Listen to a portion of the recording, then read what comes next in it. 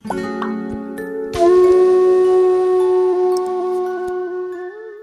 श्री गुरु सत्ताय नमः। सभी को प्रणाम। पिछले वीडियो में आपने सुना कि पंचकुंडीय गायत्री महायज्ञ में 2 तरह की अग्नियों का प्रयोग हुआ था। एक सिद्ध अग्नि जो कि हिमालय के सिद्ध लोक से सूक्ष्म देहधारी ऋषि सत्ताओं ने अपने प्रतिनिधि के द्वारा भिजवाई थी, और दूसरी अरणी मंथन से प्रकट की गई अग्नि जो परम पूज्य गुरुदेव एवं वंदनीय माता जी ने मंत्र शक्ति के प्रभाव से सिर्फ लकड़ियों को रगड़कर उत्पन्न की। प्राण प्रतिष्ठा समारोह में वेद माता गायत्री की पहली झलक देखकर साधक अभिभूत से रह गए। इसी क्रम में अब आगे बढ़ते हैं। प्राण प्रतिष्ठा समारोह संपन्न हुआ, साधकों की विदाई भी हो गई।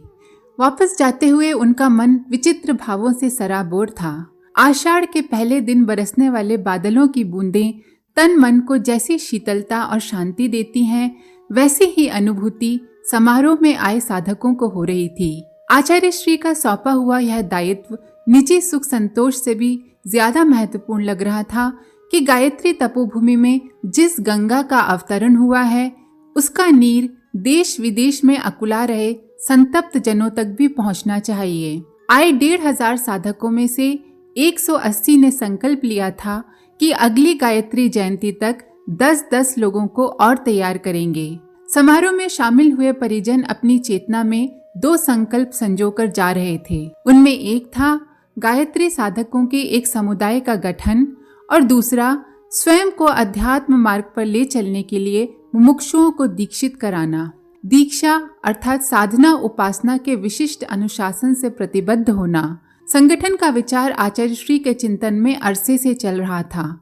सूक्ष्म जगत में यह संकल्प आचार्य श्री ने महापुरुषचरण आरंभ करने से पहले ही कर लिया होगा। जिस दिन उनकी मार्गदर्शक सत्ता ने उन्हें 24 महापुरुष चरणों की साधना के लिए कहा था, उसी दिन से वह संकल्प व्यक्त होने लगा था। 1953 की गायत्री जयंती से कुछ समय पहले से वे इस बारे में परिजनों से सीधी बात करने लगे थे। पहला संवाद माताजी से ही हुआ था। घिया मंडी स्थित आवास और कार्यालय में वे, माताजी और कुछ परिजन बैठे हुए थे। चर्चा चल रही थी। कोई प्रसंग छिड़ा तो उसी संदर्भ में माताजी ने कहा, हमारे यहाँ धन को तिरस्कार की दृष्टि से क्यों देखा जाता है साहब? पता है कि सभी लौकिक काम धन से ही होते हैं। उसके बिना गाड़ी 1 इंच भी आगे नहीं बढ़ती। लोग लक्ष्मी की पूजा धूमधाम से करते हैं, उसका आशीर्वाद भी चाहते हैं, धनवान का आदर करते हैं, लेकिन यह भी कहते हैं कि धन संपदा पाप और पतन का कारण है। उसका त्याग करने वाले धनवानों की तुलना में ज्यादा आदर पाते हैं, बल्कि पूजे जाते हैं। आचार्य श्री ने कहा कि ऐसा हमेशा नहीं था। प्राचीन काल के ऋषि आश्रम अति समृद्ध हुआ करते थे। एक एक गुरुकुल में हजारों छात्र पढ़ते थे। ऋषियों को ये पता नहीं होता था कि उनके आश्रम में कितना धन वैभव है। संकट के समय राजा अपनी सेनाओं और प्रजाजनों सहित महीनों तक आश्रमों में आश्रय लिए रहते थे। इसलिए ये तो नहीं कह सकते कि धन को तिरस्कार की दृष्टि से देखा जाता था। बीच के अंधकार युग में ही यह मूढ़ मान्यता जन्मी थी कि धन संपदा से पाप पतन और रोग शोक आते हैं। कुछ देर रुककर वे बोले, सत्पुरुषों को धन के प्रति वितृष्णा नहीं दिखाना चाहिए। वे प्रचुर मात्रा में उपार्जन करें, पर वे जो कमाएं उसका एक अंश समाज के उत्कर्ष में भी खर्च करें।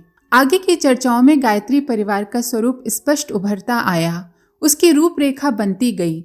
गायत्री तपोभूमि की प्राण प्रतिष्ठा के दिन गायत्री परिवार के नाम से एक छोटा मोटा संगठन शुरू हुआ। आचार्य श्री ने इसका स्वरूप स्पष्ट किया कि हम लोग कोई सख्त अनुशासन नहीं थोप रहे, यह सिर्फ परिवार है। परिवार में लोग जिस तरह एक दूसरे की आवश्यकताओं का ध्यान रखते हैं, उसी तरह हम लोग भी एक दूसरे के आत्मिक विकास का ध्यान रखेंगे। गायत्री माता के सामने गायत्री परिवार की स्थापना के लिए संक्षिप्त सी घोषणा की गई थी। वहां मौजूद साधकों और आयोजन के स्वरूप को देखते हुए उस घोषणा का तत्काल महत्व नहीं था। घोषणा के अगले उपक्रम में माताजी ने कहा था कि इसका व्यापक प्रभाव होगा। अभी जो लोग इकट्ठे हुए हैं वे नींव के पत्थर की तरह हैं। गायत्री परिवार की स्थापना वहां उपस्थित साधकों के चित्त और चेतना में हुई। आरंभ गायत्री दीक्षा के साथ हुआ। अखंड अग्नि से दीप्त यज्ञशाला में पूर्ण आहुति से पहले ही दीक्षा संपन्न हुई। आचार्य श्री ने कहा कि आदि शक्ति की प्राण प्रतिष्ठा के साथ प्रथम मंत्र दीक्षा भी यहीं संपन्न होगी। वहां गिने चुने लोग ही थे। वे कौतूहल से देखने लगे कि प्रथम दीक्षा किसे मिलती है। वेद माता की प्रतिमा के सामने आराधन व्यवस्था देख रही माताजी इस घोषणा के सुनते ही यज्ञशाला में आ गई थीं। उन्होंने कहा, मैं आपकी प्रथम शिष्य होने का सौभाग्य प्राप्त करना चाहती हूँ। आपकी अर्धांगिनी होने के नाते यह मेरा विनम्र अधिकार भी है। माताजी ने शांत, संयत और संतुलित भाव से अपनी बात कही थी। वहां बैठे और आसपास खड़े या यज्ञ के प्रबंध में लगे लोग उनकी बात सुनकर जहां के तहां स्थिर हो गए। कुछ लोग घोषणा से इसलिए भी सन्न रह गए कि उन्हें माताजी पहले से ही दीक्षित लग रही थीं। आचार्य श्री ने यज्ञ भगवान और गायत्री माता को इस दीक्षा के अधिष्ठाता, देवता और शक्ति बताया। कहा कि आज का आयोजन आरंभ है। इसके बाद दीक्षा, साधना, व्रत, दक्षिणा और आत्म कल्याण के मार्ग पर साधकों को अनवरत प्रवेश मिलता रहेगा। माताजी लौकिक दृष्टि से हमारी धर्मपत्नी हैं, लेकिन असल में वे मात्र सत्ता की प्रतिनिधि हैं।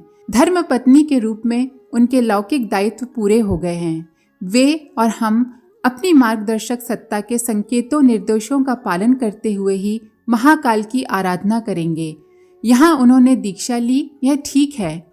उन्होंने हमें गुरु के स्थान पर चुना। वे हमारे लिए श्रद्धा और वात्सल्य का साकार रूप हैं। जिस तरह आप उन्हें माता के रूप में देखते हैं, हमारे लिए भी वे माँ के समान ही हैं।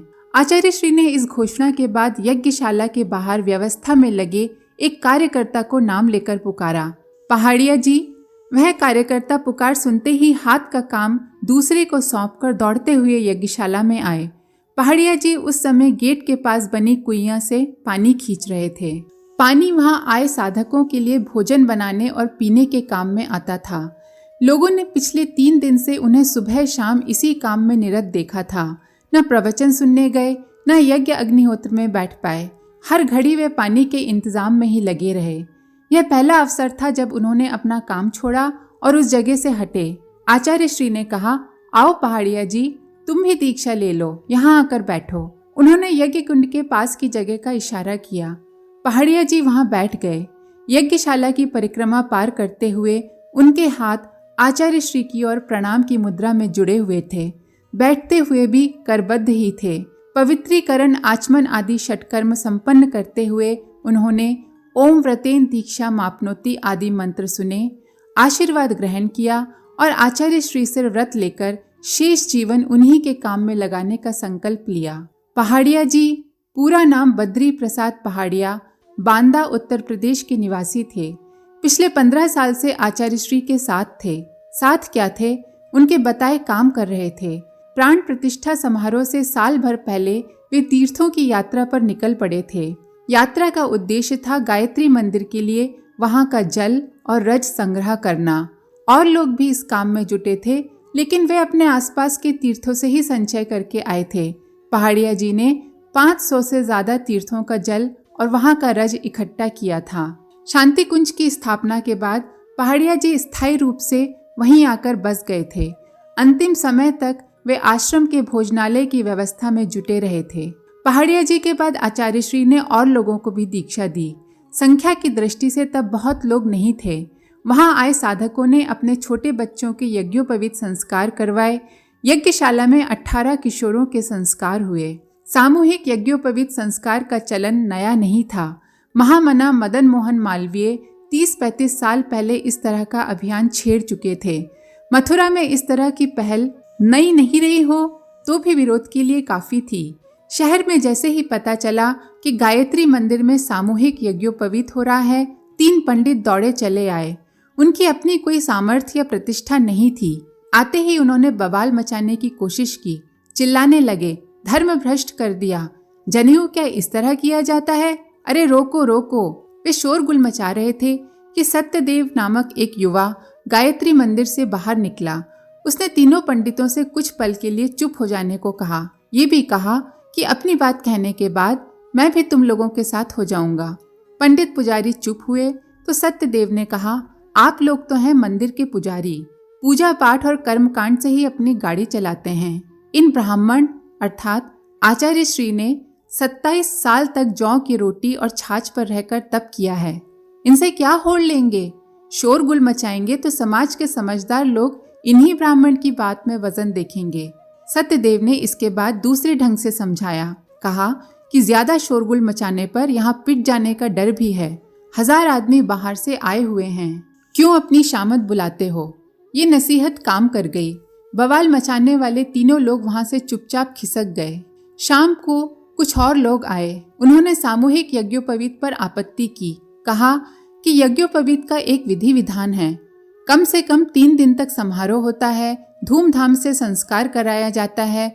उससे बटुक को उपवीत का महत्व पता चलता है, वो मर्यादा समझता है और उसे प्राणपण से निभाता है। आचार्य श्री ने इन आक्षेपों का निराकरण 2 टूक शब्दों में कर दिया। उन्होंने कहा, वैसी धूमधाम से कितने लोग संस्कार करा पाते हैं? ब्राह्मणों में भी उसका चलन घटता जा रहा है, जबकि यज्ञोपवीत सनातन धर्म मानने वालों का प्रतीक चिन्ह है, उनकी पहचान है। हम कोई आसान उपाय नहीं खोजेंगे तो यज्ञोपवीत परंपरा ही लुप्त हो जाएगी। सामूहिक दीक्षा का प्रचलन पहले भी रहा है। आश्रमों में ऋषि जब बालकों को अपने संरक्षण में लेते थे, उन्हें शिष्य के रूप में स्वीकार करते थे, तब सैकड़ों छात्रों को एक साथ उपवीत धारण कराया जाता था। हमें उस परंपरा को अपनाने से हिचकना नहीं चाहिए। आचार्य श्री की इन बातों ने विद्वानों को निरुत्तर कर दिया। उन्हें इस समाधान को काटने के लिए कोई तर्क नहीं सूझ रहा था, इसलिए वे चुप हो गए। उनके चेहरे पर विरोध के भाव साफ झलक रहे थे। चलते चलते आचार्य श्री ने उन्हें इतना और कहा कि आप हमारी पद्धति में कहीं दोष हो तो बताइए। आपके हमारे बीच मतभेद हो सकते हैं, लेकिन उद्देश्य दोनों के समान है, सनातन धर्म का पुनरुद्धार, धर्म और संस्कृति का उत्थान। आप भी तो यही चाहते हैं ना? आचार्य श्री की बात ने उन विद्वानों का मर्म छू लिया था, पर वे मन से पूरी तरह अनुकूल नहीं हो पाए थे।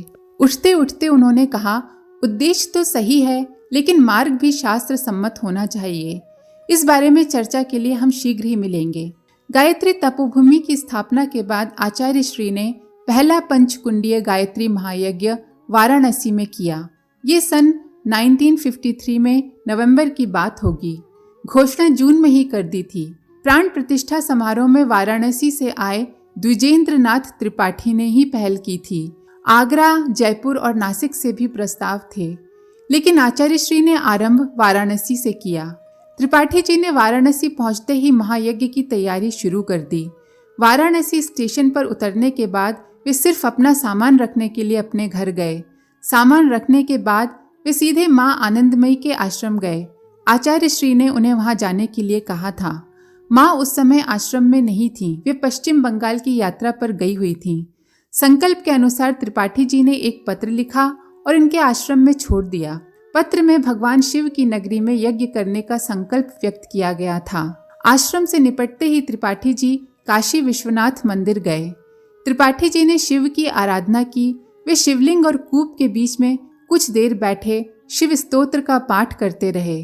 पाठ करते हुए उनका चित्त अनायास ध्यान में प्रवेश कर गया। वे देखने लगे कि शिव के विग्रह से एक विराट आकृति प्रकट हुई है। जटा जूट वाली यह आकृति शिव की ही थी। वह आकृति कुपित दिखाई दे रही थी। विग्रह से एक कदम बढ़ाते ही विस्फोट की सी आवाज हुई। वह आवाज थमी नहीं, निरंतर गूंजने लगी। उस प्रचंड कोलाहल में ही आदिनाथ की आकृति नृत्य करने लगी। कोलाहल में भी एक लय था। कोलाहल के साथ चारों दिशाओं में ज्वालाएं फूट पड़ी और धधकने लगी। क्रंदन सुनाई देने लगा। फिर कंकाल आकृतियां दिखाई दी। वे शिव के नृत्य में सहभागी बन गई थीं। कुछ देर बाद नृत्य थमा। शिव शांत और प्रसन्न मुद्रा में आए। धीरे धीरे चारों तरफ शांति हो गई। त्रिपाठी जी ने इस ध्यान, योग निद्रा या दिवा स्वप्न को आश्चर्य की तरह लिया। समझने के लिए वे कई अटकलें लगाने लगे, लेकिन किसी भी विषय पर मन स्थिर नहीं हुआ। बाद में यथा अवसर इस अनुभूति के बारे में आचार्य श्री से पूछा था।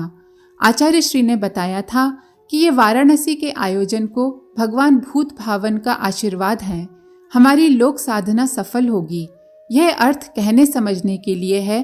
असल अर्थ तो यह है कि भगवान शिव शंकर सड़ी गली दुनिया को जलाकर नई दुनिया रचने की लीला कर रहे हैं। शिव का वह नृत्य तांडव पुराने को नष्ट करने के लिए है। तुमने वह दृश्य देखा, इसका अर्थ यह है कि उनकी लीला में तुम भी एक सहचर हो। आज के लिए इतना ही। आप सभी का धन्यवाद। ओम शांति।